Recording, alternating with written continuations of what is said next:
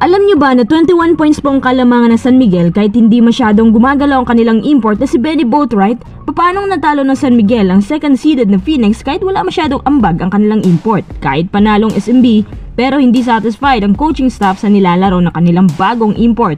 At speaking of import, eto pa, dismayado naman si Jonathan Williams sa pinakita ng kanilang team sa dulo ng labanan dahil hindi sila nagkaroon ng game time decision at naniniwala siya na yun ang ikinatalo nila.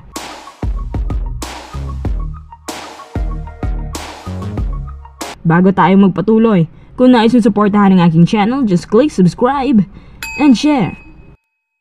Nanood ako ng laban ng SMB at Phoenix. Nung una, parang medyo nagyayabang itong Phoenix kasi nga SMB ang kalaban nila tapos SMB naman ang naghahabol. Alam nyo ba, ibang klase itong Phoenix ang laki ng improvement nila since nung nakuha nila si Ken Taffin, Richie Rivero at swak pa yung import nila sa chemistry na si Jonathan Williams. Kaso ang hindi inaasahang pangyayari sa second half, medyo nag-relax ng konti ang Phoenix at sa konting pagkakamali na yan din ang simula ng kanilang kahinaan. Actually, ang umangat talaga sa buong SMB ay si Terrence Romeo. Sinimulan ni Terrence ang isang amazing comeback at sinundan naman ito ni CJ Perez. Paano naman yung kanilang import na si Benny Boatwright? Ang sinasabing import na nakapasok pa rin sa PBA kahit 6'10 daw ang totoong height. Well, base sa kanyang highlights, nakakatulong naman si Boatwright pero kung tatanungin mo ang SMB coaching staff, hindi sila satisfied. Sa katunayan, nanalo naman ang SMB dahil sa kanilang locals. Kung walang pinagsamang CJ at Romeo, tiyak panalo ang Phoenix doon. Si Boatwright sa pagkakaalam ko ay nakapagtala lamang ng 26 points sa kanyang debut game.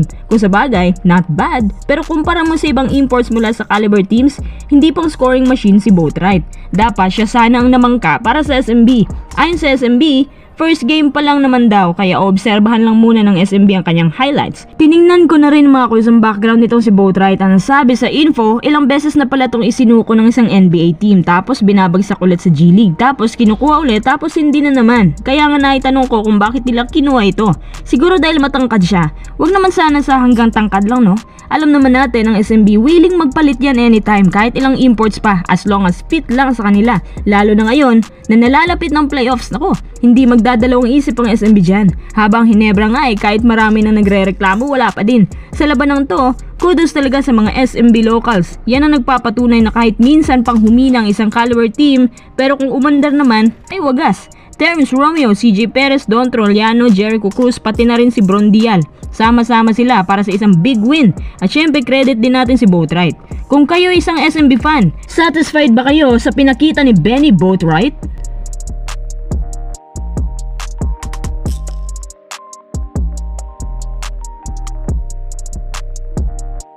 Tara, next update tayo tungkol pa rin sa game na to pero this time si Jonathan Williams naman. Kung SMB ang ganda ng pinakita ng locals, ito baliktad. Ayon kay Williams, okay naman daw ang ginawa nila nung una at ikalawang quarter pero habang tumatagal yung mga transitions nila wala na sa ayos at kalat-kalat. Ang napansin ko, wala silang game time decision. Si Williams mga kuys nakakuha ng 37 points, 16 rebounds at halos siya na lang ang bumubuhat sa second half. Ang pinakamasakit, sa may 3 minutes na lang ang natira, napako ang kanilang puntos sa 93 points habang ang locals ng San Miguel nagsasaya na. Dismayado ng konti si Williams dahil hindi nagawang bumawi sa dulo. Iba kasi talaga kapag makaharap mo ng isang team na sanay na sa high competition kasi alam nila ang kanilang gagawin. Habang Phoenix, nung na-pressure nga sila ng SMB sa depensa, ayun, lagi na lang silang naagawan at aggressive pa masyado si Romeo. Tama si Williams, kailangan nilang game time decision, yung transition na hindi nasisira kahit pressure rin pa ng kabila.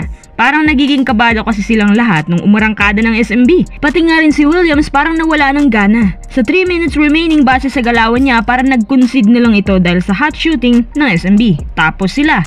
Kung hindi naka 3 points si Richie nun, siguradong hanggang matapos ang laban, 93 lang talagang score nila.